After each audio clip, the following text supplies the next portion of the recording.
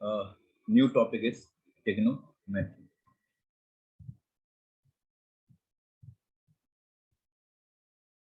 ठीक है, और जो ट्रिग्नोमेट्री टॉपिक है is very very important topic. ठीक है, सबसे बेसिक टॉपिक जो है ट्रिग्नोमेट्री है, मतलब मैक्सिमम चैप्टर, मतलब 90% केसेस में ट्रिग्नोमेट्री वाली चीजें लगेगी। तो ट्रिग्नोमेट्री वाला जो टॉपिक है वो बहुत ही ध्यान से और सही तरीके से अपने पास है। ठीक है, तो फर्स्ट पॉइंट क्या है? एंगल। एंगल एंगल का जो डेफिनेशन है वो सभी को पता है, 10th में आप पढ़कर आते हो उस चीज को।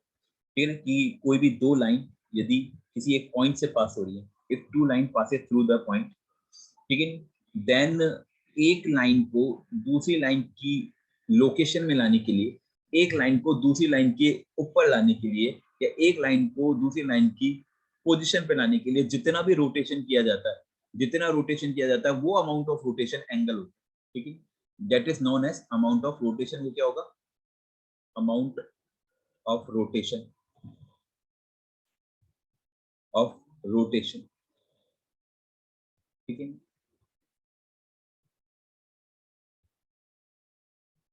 ये क्या हो गया अपने पास? एंगल हो गया। ठीक है, मतलब ये क्या बोल दिया मैंने? इसे इनिशियल लाइन बोल दिया। ठीक है, इनिशियल लाइन बोल दिया, इसे टर्मिनल लाइन बोल दिया, टर्मिनल लाइन। ठीक है, इसे इनिशियल लाइन बोल दिया, इसे टर्मिनल लाइन बोल दिया, या इसे एंड लाइन भी बोल सकते हैं, क्योंकि हम क्या कर रहे हैं, इस इनिशियल लाइन को इस लाइन की पोजीशन पे लेकर आ रहे हैं। तो इस लाइन की पोजीशन पर भाई धीरे धीरे इसको, जैसे मैंने फोर्स इधर से किया, तो ये कभी इस पोजीशन पर आएगी, कभी इस पोजीशन पर आएगी, और जब इसके ऊपर आ जाएगी, कॉन्साइंड कर जाएंगी दोनों लाइनें, तो जितना रोटेशन बनता है वो सब क्या कहलाता है? एंगल कहलाता है। ठीक है, वो क्या होता है? एंगल कहलाता है। अब एंगल जो होता है वो पॉजिटिव भी हो सकता है और नेगेटिव भी हो सकता है। एंगल शुड बी पॉजिटिव और नेगेटिव। अब जब मैंने बोला कि डायरेक्शन पे डिपेंड करता है कि एंगल को किस डायरेक्शन में अपन मेजरमेंट कर रहे हैं, कि यदि एंटी क्लॉकवाइज लिया, जैसे इस क्वेश्चन में मैंने ले रखा है एंटी क्लॉकवाइज, ये ना इस वाले डायग्राम में एंटी क्लॉकवाइज लिया, एंटी क्लॉकवाइज, तो वो जो एंगल होगा, वो जो एंगल होगा वो पॉजिटिव लेकर चलेंगे। और यदि अपने पास, ये सब बाद में बताऊंगा ये सारी चीजें होती क्या, एंटी क्लॉकवाइज, क्लॉकवाइज, किस तरीके से मेजर कर रहे हैं, एंगल जो होगा वो अपने पास क्या होगा? नेगेटिव। अभी आगे जाके जब पढ़ेंगे, मतलब इस डायरेक्शन में यदि मैं मेजर करता हूँ तो एंगल हमेशा पॉजिटिव लेकर चलते हैं, और इस डायरेक्शन में यदि मैं मेजर करता हूँ एंटी क्लॉकवाइज, मतलब क्लॉकवाइज डायरेक्शन में यदि मैं मेजर करता हूँ तो ये नेगेटिव लेकर चलेंगे। तो एंटी में तो अपन क्या लेंगे? पॉजिटिव, और क्लॉक में जो अपन लेंगे वो अपन क्या लेंगे? नेगेटिव लेकर। ठीक है, तो ये एंगल हो गया, कि एंगल क्या हो गया? इनिशियल लाइन को टर्मिनल लाइन की पोजीशन पर लाने के लिए जितना रोटेशन किया जाता है, that amount of rotation is known as angle. ठीक है, नेक्स्ट दूसरा होता है types of angle. Types of angle, ठीक है, what is the mean of types of angle? ठीक है, टाइप्स ऑफ एंगल भी आपको आना चाहिए भाई। ये सब बेसिक में चीजें इसलिए बता रहा हूँ क्योंकि आपको सारी चीजों की नॉलेज होनी चाहिए। जिसको है अच्छी बात है, ठीक है, एंड जिसको नहीं है वो अपने पास सारी चीजें नॉलेज ले लें। ज्यादा डिटेल में नहीं बताऊंगा क्योंकि ये सब आपको आता है। एक्यूट एंगल, ठीक है, एक्यूट एंगल, ये सब आपको पता है कि what is the mean of acute angle, कि थीटा की वैल्यू यदि 0 डिग्री से 90 डिग्री के बीच में हो, मतलब एंगल यदि 0 डिग्री और 90 डिग्री के बीच में हो तो एक्यूट एंगल होता है। दूसरा राइट एंगल, राइट एंगल, ठीक है, राइट एंगल को क्या बोल दिया मैंने? थीटा की वैल्यू यदि 90 डिग्री है तो वो अपने पास क्या हो गया? राइट एंगल हो गया। तीसरा ऑब्ट्यूस एंगल, ऑब्ट्यूस एंगल, ठीक है, ऑब्ट्यूस एंगल क्या होगा? थीटा की वैल्यू यदि 90 डिग्री से बड़ी और greater than 90 degree and less than 180 degree, known as obtuse angle. ठीक है, फोर्थ स्ट्रेट एंगल, ये सब आपको आता है इसलिए ज्यादा डिटेल बनाने की नीड है नहीं। स्ट्रेट एंगल क्या हो गया? यदि थीटा की वैल्यू 180 डिग्री हो गया तो इसे स्ट्रेट एंगल बोल दिए। ठीक है, फिफ्थ एक होता है रिफ्लेक्स एंगल। यदि हमने बोला कि थीटा की वैल्यू 180 डिग्री से 360 डिग्री के बीच में है तो वो क्या हो गया? रिफ्लेक्स एंगल बोल दिया। बस एंगल को इन्हीं तरीके से डिवाइड करके चारों 0 से 360 डिग्री के बीच में डिवाइड कर दिया। अब एंगल आएगा तो 0 से 360 डिग्री के बीच में आएगा, उससे ज्यादा भी आता है तो इसका मतलब वही है, इसी के बीच में आ जाएगा, 0 से 360 डिग्री के बीच में। ठीक है, नहीं वो हम बताएंगे कैसे। ये सब अपने पास एंगल के टाइप होगा। ठीक है, अब वैसे तो बहुत सारे पॉइंट होते हैं बताने के लिए, लेकिन अभी मैं ज्यादा कुछ बताऊंगा नहीं। ट्राइंगल, ट्राइंगल के बारे में सब कुछ पता है सबको। ठीक है, नहीं बहुत सारे पॉइंट होते हैं इसके, बहुत सारे पॉइंट होते हैं जो कि मैं जब स्ट्रेट लाइन पढ़ाऊंगा ठीक है, जब मैं बताऊंगा या सॉल्यूशन ऑफ ट्राइंगल पढ़ाऊंगा तो भी पढ़ाऊंगा, ठीक है नहीं, ये सारी चीजें ट्राइंगल से रिलेटेड जितने भी पॉइंट होते हैं। लेकिन अभी फिलहाल के लिए इतना से याद रख लो कि ट्राइंगल के तीनों एंगल का सम 180 डिग्री होता है, ये सबको पता ही। ट्राइंगल के तीनों एंगल का सम जो होता है वो 180 डिग्री होता है ना। अब इसमें एक चीज याद रखो, इसकी तो बहुत सारे पॉइंट होते हैं ट्राइंगल के, अभी मैं सारे पॉइंट मैं डिस्क्राइब नहीं कर रहा हूँ यहाँ पर। अभी फिलहाल इतना सा याद रख लो कि ट्राइंगल बनने के लिए यदि यदि दो साइड का जो सम है, दो साइड का सम हमेशा तीसरी साइड से बड़ा होता है। यदि दो साइड का सम तीसरी साइड के इक्वल आ रहा है, या दो साइड का सम यदि तीसरी किसी भी दो साइड का सम, किसी भी दो साइड का सम यदि तीसरी साइड के इक्वल आ रहा है, या किसी भी दो साइड का सम तीसरी साइड से छोटा आ रहा है, तो इसका मतलब वो ट्राइंगल नहीं बन रहा, वो तो कुछ और है। लेकिन इसका मतलब किसी भी दो साइड का सम ए बी प्लस का बी सी हमेशा क्या होना चाहिए, ए सी से बड़ा होना चाहिए, या ए बी प्लस का ए सी हमेशा बी सी से बड़ा होना चाहिए, या ए सी प्लस का बी सी ग्रेटर देन कितना होना चाहिए, ए बी होना चाहिए। मतलब sum of any two side should be greater than third side,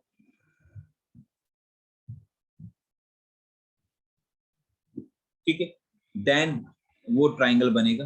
for for condition, for triangle condition या कंडीशन ऑफ ट्राइंगल,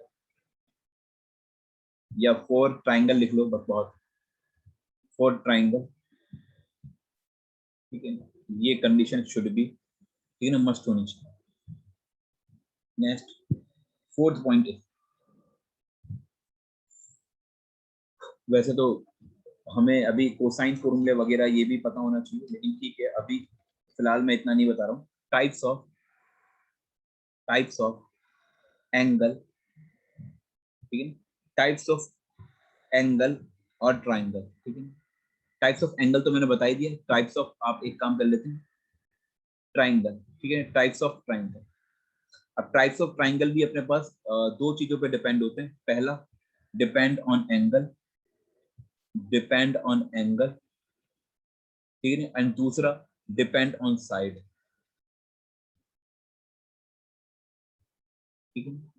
पहला जब वो डिपेंड ऑन एंगल होगा, डिपेंड ऑन एंगल,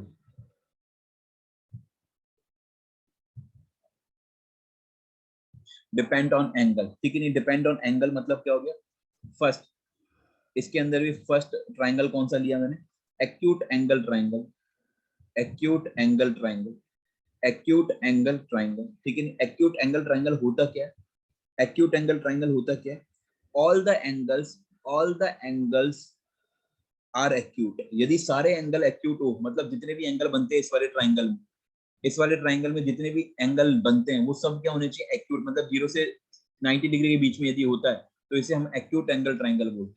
दूसरा ये ना right angle triangle, right angle triangle ये तो सभी को पता होगा। राइट एंगल ट्राइंगल क्या है, if one angle is 90 degree, then वो क्या कहलाता है, राइट एंगल कहलाता है। ए बी सी ये राइट एंगल हो गया, ठीक है ना, 90 डिग्री का साइन बना दिया तो ये इसका मतलब क्या हो गया, राइट एंगल। सी जो होगा वो कितना होगा, obtuse angle triangle, obtuse angle triangle, obtuse angle triangle ये क्या होगा, if one angle is, if one angle is obtuse, if one angle is obtuse, then वो ऑब्ट्यूज एंगल ट्राइंगल होगा। ये थोड़ा सा मैं शॉर्ट फॉर्म में बता रहा हूँ सारी चीजें। यदि किसी भी ट्राइंगल का एक एंगल भी यदि ऑब्ट्यूज हो जाता है, या एक एंगल भी 90 डिग्री से बड़ा हो जाता है, तो वो ऑब्ट्यूज एंगल ट्राइंगल कहलाएगा। जैसे ये मैंने 120 डिग्री बना दिया, तो this is the obtuse angle triangle, कि एक एंगल भी 90 डिग्री से बड़ा हो जाता है तो वो ऑब्ट्यूज एंगल ट्राइंगल होता है, ठीक है। फोर्थ मतलब डी पॉइंट मैंने क्या मान लिया, बस इतना बहुत है। ऑब्ट्यूज एंगल ट्राइंगल ये तो डिपेंड हुआ अपने पास एंगल पर। दूसरा क्या था, depend on side, depend on sides. ये सारी नॉलेज क्यों कर रहा हूँ, ये आपको पता होनी चाहिए सारी चीजें, ठीक है। सो पता भी होगी मुझे पता है, फिर भी एक बार वापस रिपीट कर लिया। इक्विलैटरल ट्राइंगल, इक्विलैटरल ट्राइंगल, अब इसके बारे में तो सबको पता होता है क्या होता है, कि इक्विलैटरल ट्राइंगल में तीनों साइड्स जो होती हैं, ठीक है ना, तीनों साइड जो होती हैं वो क्या होती है, all sides are equal, all sides are equal, ठीक है। और ईच एंगल क्या होता है, ईच एंगल 60 डिग्री होता है, एंड एरिया जो होता है वो अभी बाद में बताएंगे, ये सारी चीजें। √3/4 ए स्क्वायर, ये भी बहुत कुछ बता चुका हूँ मैं आपको, ये तो वापस बस एक छोटा छोटा सा रिपीट कर लिया वापस कि दिमाग में चीजें आ जाएं। इक्विलैटरल ट्रायंगल, एक होता है isosceles triangle. Isosceles triangle, isosceles triangle का मतलब क्या होता है कि आइसोसेलेस ट्रायंगल जो होगा वो क्या है, जिसकी दो साइड इक्वल हो, कोई भी दो साइड इक्वल हो तो वो आइसोसेलेस ट्रायंगल कहलाता है, ठीक है। Two sides are equal, short form में लिख दिया, टू साइड्स आर इक्वल, ठीक है। और इसके सामने वाले एंगल, जो साइड इक्वल होती है कि सामने वाला एंगल भी इक्वल होता है, ये भी पता होना चाहिए कि ये थीटा है, तो ये भी क्या होना चाहिए, थीटा, सही है। तो सी पॉइंट ले लिया मैंने कितना, scalene, scalene triangle. Scalene triangle के बारे में क्या बताऊं, ये तो सभी को पता है कि यदि एक भी साइड इक्वल नहीं आपस में, ठीक है, नहीं तो वो स्केलिन ट्रायंगल हो गया, you know all sides are unequal, unequal to each other,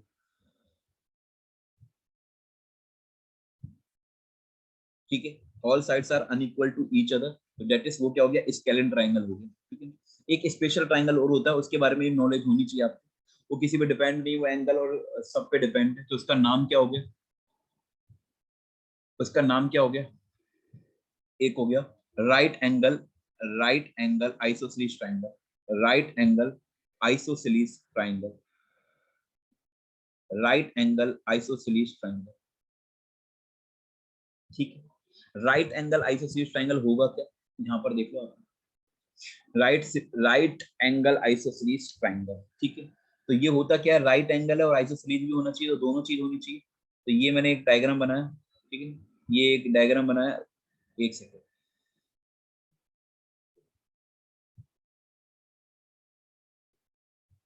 ठीक है, ये एंगल बना दिया ए बी सी, ये राइट एंगल भी और आइसोसेलेस ट्रायंगल, मतलब दो साइड इक्वल होनी चाहिए। तो राइट एंगल आइसोसेलेस में जो 90 डिग्री से जो पास हो रही होती है, ये वाली दो साइड, ये दो साइड क्या होती है, इक्वल होती है, ठीक है। तो इसका मतलब ये वाला एंगल और ये वाला एंगल इक्वल होना चाहिए, तो ये 90 डिग्री बन गया, तो ये कितना होना चाहिए, 45 डिग्री, ये 45 डिग्री, तो ये राइट आइसोसेलेस ट्रायंगल होता है। कि हमें याद रखना कि एक 90 डिग्री होता है और दो साइड क्या होती है, इक्वल। आइसोसेलेस इसलिए बोल दिया क्योंकि ये दो साइड इक्वल हो गए, और एक 90 डिग्री से बोल दिया कि राइट एंगल हो गया, और फिर जो भी दो साइड होती है उनके सामने वाले एंगल, तो राइट, ये आइसोसेलेस ट्रायंगल हो गया। जब भी दिमाग में आए कि राइट एंगल आइसोसेलेस ट्रायंगल, तो ये डायग्राम ध्यान में आ जाए, ठीक है। आई होप समझ में आ गया होगा, ठीक है, और देख लो आप लोग, ठीक है। अब आता है सीधा सीधा कि राइट एंगल ट्रायंगल यदि पढ़ लिया है तो ट्रिग्नोमेट्री रेशियो, रेशियो, यहाँ से एक्चुअली ट्रिग्नोमेट्री स्टार्ट हो रही है आपकी। तो ट्रिग्नोमेट्री रेशियो में क्या है, सबसे पहले राइट एंगल ट्रायंगल मैंने बता दी, ये ए है, ये बी है और ये सी है। राइट एंगल ट्रायंगल में तीन साइड से लेकर हम 6 ट्रिग्नोमेट्री रेशियो बना सकते हैं। We can make 6 trigonometry ratio, T ratio भी बोल सकते हैं इसे, T ratio trigonometry ratio, we can make 6 trigonometry ratio by 3 sides of right angle triangle, सही है। कैसे, एक तो सबसे पहले याद रखो कि 90 के सामने वाला क्या होता है, 90 के सामने वाला हमेशा हाइपोटेन्यूज होता है, 90 के सामने वाला हमेशा क्या होता है, हाइपोटेन्यूज होता है। 90 के सामने वाला हमेशा ऑलवेज इज हाइपोटेन्यूज, ठीक है। 90 के सामने वाला हमेशा क्या होता है, हाइपोटेन्यूज होता है। अब यदि कोई एंगल दे दिया, जैसे मैंने थीटा एंगल बोल दिया, ये थीटा एंगल है, तो किसी ने पर्टिकुलरली एक थीटा एंगल के लिए बात करी, तो थीटा एंगल के लिए थीटा के सामने वाला हमेशा क्या होता है, परपेंडिकुलर होता है। ये सारी चीजें याद रख लो, ये क्या होता है, परपेंडिकुलर होता है। याद रखना, किसी पर्टिकुलर थीटा एंगल के लिए बात करिए और थीटा के सामने वाला हमेशा जो लाइन होती है, थीटा के सामने वाला जो हमेशा लाइन होगी वो हमेशा क्या होगी, परपेंडिकुलर। 90 के सामने वाला हमेशा क्या होगा, हाइपोटेन्यूज, जो कई बच्चे हाइपोटेनियस भी बोलते हैं, कई टीचर भी हाइपोटेनियस बोलते हैं, लेकिन मेरे अकॉर्डिंगली तो हाइपोटेन्यूज होता है, हाइपोटेन्यूज होता है, मैं हाइपोटेन्यूज बोलता हूँ। थीटा के सामने वाला परपेंडिकुलर हो गया, और बचा कुचा जो बचेगा वो क्या हो गया, बेस।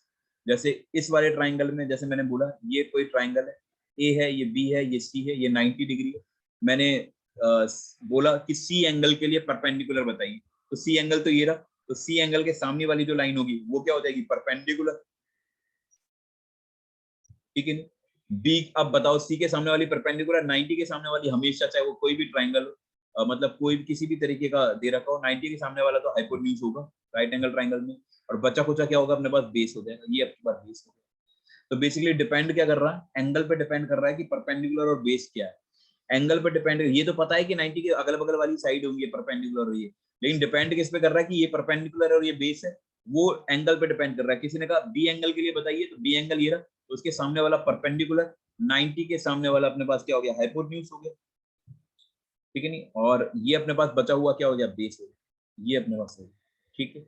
आई होप समझ में आ गया होगा परपेंडिकुलर, हाइपोटेन्यूज और बेस क्या होता है, ये सब 10 से लेकर चलते हैं। और सिक ट्रिग्नोमेट्री कौन कौन से होते हैं, तो साइन थीटा होता है, साइन थीटा इक्वल टू कितना होता है, साइन थीटा का फॉर्मूला ये आपको याद रखना है। कई लोग अपने पास इसको रटाएंगे, लाल बटा कक्का, पंडित बद्री प्रसाद, पता नहीं किस किस चीज से रटाते हैं, ठीक है नहीं रटना है आपको याद, जब इतनी सारी चीजें रट सकते हो, याद रख सकते हो, तो ये भी याद रख लो कि ये पी अपॉन में एच होता है, परपेंडिकुलर अपॉन में हाइपोटेन्यूज। दूसरा कॉस थीटा, इस सब का फॉर्मूले भी होते हैं, कॉस थीटा इसका प्रूफ भी होता है, लेकिन मैं अभी डेफिनेटली इन चीजों को नहीं करा रहा हूँ, इसको इग्नोर करके चल रहा हूँ। बी अपॉन में एच हो गया, ठीक है ना। तीसरा क्या हो गया, tan थीटा इक्वल टू कितना हो जाएगा अपना, p अपॉन में b, ठीक है।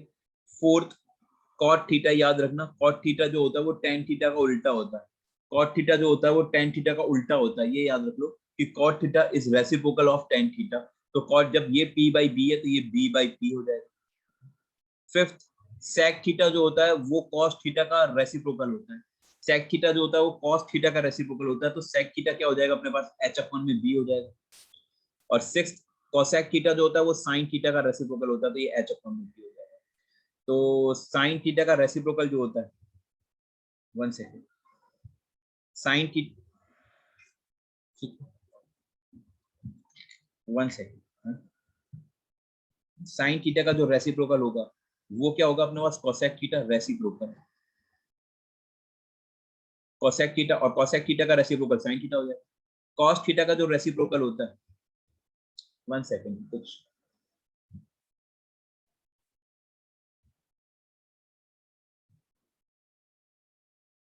ठीक है, और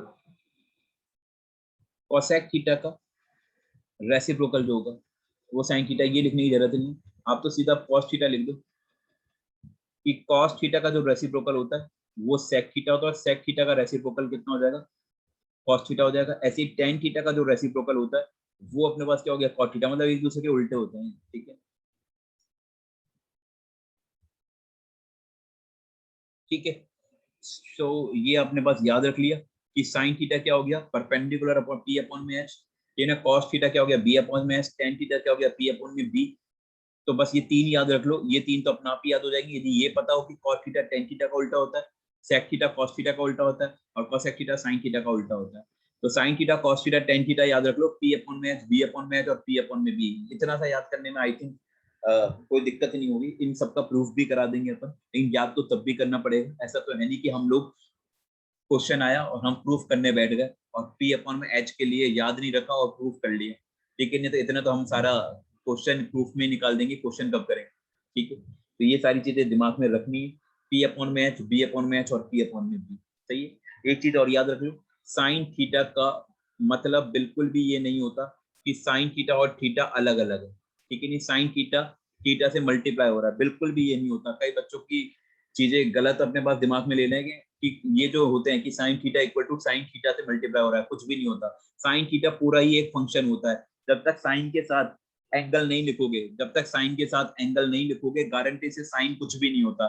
ये साइन, साइन तो वैसे भी इंग्लिश में अर्थ क्या होता है, सिन होता है, सिन मतलब पाप। यदि आपने साइन साइन को अकेला लिख दिया तो इसका कोई मतलब नहीं है, साइन के साथ थीटा भी, और ये साथ का है, एक पूरा फंक्शन है, ना तो अलग है ना धलग है, ठीक है नहीं, ये सत्य पूरा का पूरा एक फंक्शन है, ये पूरा का पूरा एक फंक्शन है, साइन के साथ थीटा कोई मल्टीप्लाई नहीं है, पूरा फंक्शन है, इसको अलग नहीं रख सकते अपन। ऐसे ही कॉस थीटा टेन थीटा ये सब फंक्शन है, ऐसे नहीं कि टेन लिख दिया फिर थीटा इंटू कर लिया, फिर थीटा थीटा से थीटा काट दिया, टेन बच गया, टेन अकेला रह गया, ऐसा कुछ नहीं है, ठीक है नहीं है। याद रखना साइन अकेला लिखना गलती है, आपके पास साइन और के साथ एंगल जरूर होना चाहिए, तभी एक पूरा फंक्शन साइन थीटा बोल पाता है। साइन के अंदर जो भी कुछ लिख दो वो एंगल होता है, साइन के अंदर जो भी कुछ लिख दो वो क्या होता है, एंगल होता है, याद रखें। साइन के अंदर कुछ भी लिख लो वो क्या होगा, एंगल होगा, डेफिनेटली एंगल होगा, वो एंगल की तरह ट्रीट होगा। जैसे मैंने साइन एक्स बोला तो एक्स इज एंगल यहाँ पर, साइन थीटा बोला तो theta is angle, sine Y बोला तो Y is angle, sine E बोला तो E is angle, sine cos tan, इनके आगे जो भी कुछ लिख लिया वो एंगल होता है। फिर याद रखना साइन नोट डाल के लिख लो, दैट इज नॉट मीन कि साइन थीटा साइन और थीटा के साथ मल्टीप्लाई हो रहा है। ऐसे ही जैसे log x फंक्शन है, तो ऐसे ही log x फंक्शन का मतलब ये नहीं कि log x से मल्टीप्लाई हो रहा है, log x पूरा का पूरा एक फंक्शन होता है। सही है, तो ये सब याद रखो, ये सारी चीजें ध्यान में होनी चाहिए, इन सब चीजों की गलती आप करते हो, दैट्स व्हाई आई सॉरी।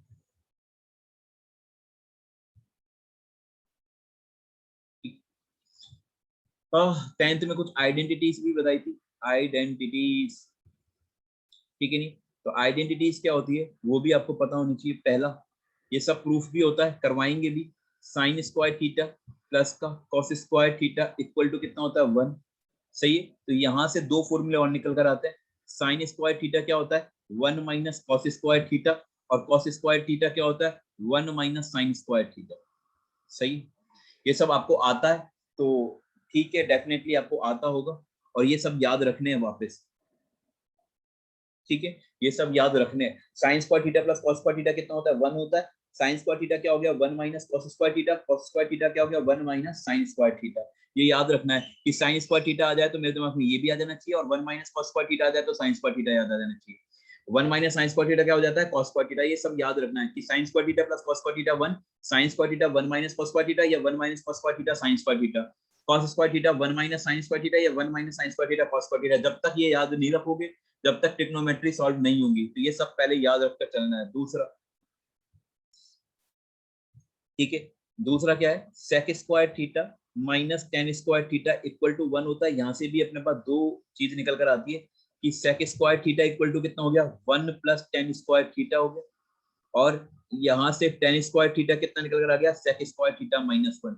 कोई भी गलती नहीं होनी चाहिए प्लस माइनस की, आप लोगों को ये सब याद रखना है कि sign square theta plus cos square theta कितना हो गया 1 हो गया, साइन स्क्वायर थीटा क्या हो जाएगा 1 माइनस कॉस स्क्वायर थीटा हो जाएगा, कॉस स्क्वायर थीटा क्या हो जाएगा 1 माइनस साइन स्क्वायर थीटा हो जाएगा, sec square theta minus tan square theta क्या हो गया 1 हो गया, सेक स्क्वायर थीटा क्या हो जाएगा 1 प्लस टेन स्क्वायर थीटा हो जाएगा, और टेन स्क्वायर थीटा क्या हो जाएगा सेक स्क्वायर थीटा माइनस 1 हो जाएगा, ठीक है। तीसरा, ये सब याद रखना है। किसी ने कहा 1 plus ten square theta sir, तो 1 प्लस टेन स्क्वायर थीटा मतलब सेक स्क्वायर थीटा। किसी ने कहा सेक स्क्वायर थीटा माइनस 1 क्या होगा, सेक स्क्वायर थीटा माइनस 1 जल्दी से याद आ जाएगा टेन स्क्वायर थीटा होगा। किसी ने कहा टेन स्क्वायर थीटा क्या होगा sir, sec square theta minus 1 होगा सर। किसी ने कहा कॉट, किसी ने कहा सेक स्क्वायर थीटा क्या होगा, तो वो 1 प्लस टेन स्क्वायर थीटा हो जाएगा। किसी ने कहा sec square theta minus tan square theta क्या होगा 1, किसी ने कहा 1 को क्या क्या लिख सकता हूं सर, ये भी लिख सकता हूं 1 को ये भी लिख सकते हैं, वो क्वेश्चन के अकॉर्डिंगली लिख लेंगे अपन, ठीक है।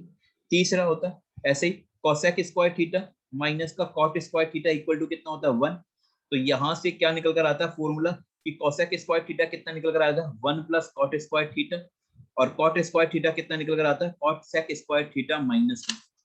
सही है, cosec square theta minus cot square theta कितना होता है 1 होता है, और कोसेक स्क्वायर थीटा क्या निकल कर आता है 1 प्लस कॉट स्क्वायर थीटा, और कॉट स्क्वायर थीटा क्या निकल कर आएगा कोसेक स्क्वायर थीटा माइनस 1। ये सब याद रखने भाई, ये तीनों वाली चीजें बहुत इंपॉर्टेंट है। जब तक ये चीजें आज में आप लोगों को याद कर लेना इन चीजों को, ये सारी चीजें याद करनी है कैसे भी किसी भी हालत में, ठीक है। कि cosec square theta minus cot square theta 1 होता है, तो कोसेक स्क्वायर थीटा क्या हो गया 1 प्लस कॉट स्क्वायर थीटा, और कॉट स्क्वायर थीटा क्या हो गया cosec square theta minus 1। Cosec square theta minus 1 क्या होता है cot square theta, 1 plus cot square theta क्या होता है कोसेक स्क्वायर थीटा। मतलब इसको यहाँ से यहाँ तक भी याद होना चाहिए, इसको बहुत ही अच्छी तरीके से, मतलब नाम लेते ही आपको चीजें याद आ जानी चाहिए, चीजें दिमाग में आ जानी चाहिए, ठीक है। फोर्थ, इन्हीं से एक और निकलता है, इससे एक फॉर्मूला और इससे एक फॉर्मूला, कि यदि sec square theta minus tan square theta equal to 1 है, यहाँ से A square minus B square लग रहा है, तो sec theta plus tan theta, और ये कितना हो जाएगा sec theta minus tan theta equal to कितना हो गया 1। तो यहाँ से हो जाएगा सेक थीटा प्लस का टेन थीटा इक्वल टू कितना हो जाएगा 1 अपॉन में sec theta minus tan theta लिख सकते हैं। और क्या लिख सकता हूँ मैं इसको,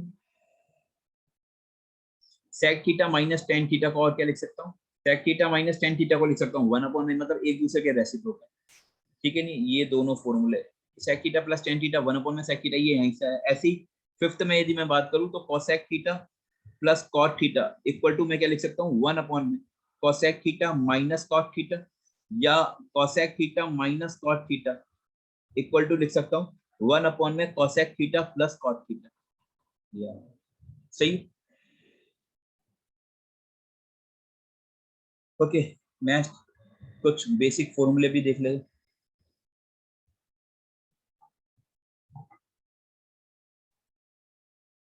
बेसिक फॉर्मूले, ये सब बहुत ही बेसिक से स्टार्ट किया है, तो आप लोगों को यदि जेई करना है या कुछ भी अपने पास सही तरीके की कॉम्पिटिशन एग्जाम देना, तो ये सारी नॉलेज होनी चाहिए, ठीक है। पहला कि फॉर्मूला लिख लिया ए स्क्वायर माइनस बी स्क्वायर, ये सबको पता है क्या होता है, ए प्लस बी और कितना हो गया, ए माइनस बी हो, सही। सेकंड, जिसको आता है बेयर विद मी, ठीक है, ये जिसको नहीं आता वो अपने पास लिख लो, नोट कर लो और याद कर लो कि ए स्क्वायर प्लस बी स्क्वायर का भी फॉर्मूला होता है, ये भी मैंने बता रखा है कि ए प्लस बी का होल स्क्वायर माइनस का 2ab, या मैं बोल सकता हूँ ए माइनस बी का होल स्क्वायर प्लस का 2ab, दोनों लिख सकते हैं। ये सब प्रूफ मैं करा चुका हूँ बेसिक चीजों में। a4 प्लस b4, याद रखना जब भी प्लस का साइन आ जाए तो आप इसको लिख दो ए स्क्वायर प्लस बी स्क्वायर का स्क्वायर, तो ये बेसिकली आप ए की तरह काम कर रहा है और ये बी की तरह काम कर रहा है। बोल कर देखा, ए स्क्वायर प्लस बी स्क्वायर, और ए स्क्वायर प्लस बी स्क्वायर तो अभी भी बताया ए प्लस बी का होल स्क्वायर, अभी एक ही तरह काम कर रहा है, ए स्क्वायर प्लस बी स्क्वायर का होल स्क्वायर प्लस का 2a स्क्वायर बी स्क्वायर, या ये भी बोल सकता हूँ ए स्क्वायर माइनस बी स्क्वायर का होल स्क्वायर प्लस का सॉरी ये प्लस है ना तो यहाँ माइनस आएगा, यहाँ प्लस आएगा 2a स्क्वायर बी स्क्वायर, सही। फोर्थ, ए क्यूब माइनस बी क्यूब, ए क्यूब माइनस बी क्यूब क्या होता है कि ए माइनस बी ब्रैकेट में, ए माइनस बी ब्रैकेट में A square plus B square minus का प्लस का ए बी, यहाँ माइनस है तो ए बी के आगे प्लस आएगा। ये सब याद रखने भाई, और याद करनी ही है, 9th 10th की चीजें, ये सब इसलिए भी लिखवा रहा हूँ जिससे आपको याद हो जाए, A square plus B square minus का ए बी, सही सही। नेक्स्ट सिक्स्थ क्या है, सिक्स्थ है ए प्लस बी का whole cube, A plus B का होल क्यूब क्या होता है, A cube plus B cube plus 3ab bracket में A plus B, and seventh A minus B का होल क्यूब, जहां भी प्लस प्लस के साइन है वो माइनस आ जाएंगे, A cube minus B cube minus 3ab bracket में ए माइनस बी। एट, किसी ने कहा सर नहीं मुझे तो a4 माइनस b4 बताइए, कोई बात नहीं, बीच में यदि माइनस आता है तो a square minus B square हमेशा लगता है, इसको लिख सकता हूँ a स्क्वायर, और इसको बोलकर देखा ये a की तरह काम कर रहा है, ये b की तरह काम कर रहा है, तो इसको बोलकर देखा a square minus B square, अरे a प्लस b और a माइनस बी, जहाँ a और b की तरह a स्क्वायर बी स्क्वायर काम कर रहा है। नहीं सर, यदि हमारे पास ये तो चलो ठीक है माइनस आ गया आपने कर लिया, यदि प्लस आ जाता तो क्या करते अपन, वो मैंने बता दिया, ये रहा प्लस आ जाए तो a plus B, A square plus B square वाला फॉर्मूला। अच्छा ठीक है सर, यदि a6 माइनस b6 आ जाए तो कोई नहीं सर, इसको कई तरीके से कर सकते हो, एक तरीका तो ये हो गया कि a क्यूब का whole square minus B cube का होल स्क्वायर लिख दिया और a square minus B square लगा दिया, a cube plus B cube, a cube minus B cube, ये थोड़ा कम ही यूज आएगा ये वाला जो अब बता रहा हूँ वो ज्यादा यूज आता है कि a क्यूब का होल स्क्वायर लिखा, ये a स्क्वायर का होल क्यूब लिखा माइनस बी स्क्वायर का होल क्यूब लिखा और a cube minus B cube लगा दिया, a माइनस बी ब्रैकेट में ए स्क्वायर का होल स्क्वायर मतलब ए स्क्वायर होता है, तो ए स्क्वायर का whole square a4 plus B square का होल स्क्वायर मतलब b4 और प्लस का A B, A square B square, इस तरीके से अपन ने फिर इसका भी फॉर्मूला लगा दिया, इसका भी आता है, तो यू कैन चेंज दैट, ठीक है। आई होप ये सारे फॉर्मूले आपको आते हैं और आपने याद हो जाए, ठीक है। याद क्या, ये तो बनाने भी आते हैं, कुछ फॉर्मूले याद रखें, ठीक है। ये सारी चीजें याद रखनी है आपको। ट्रिग्नोमेट्री यदि आपको आगे यदि अपन को सीखना है ट्रिग्नोमेट्री से रिलेटेड हाईएस्ट लेवल तक, जेई के लेवल तक यदि चीजें सीखनी है तो बेसिकली ये सारी चीजें तो आपको आनी मस्ट, ये जो भी बताया।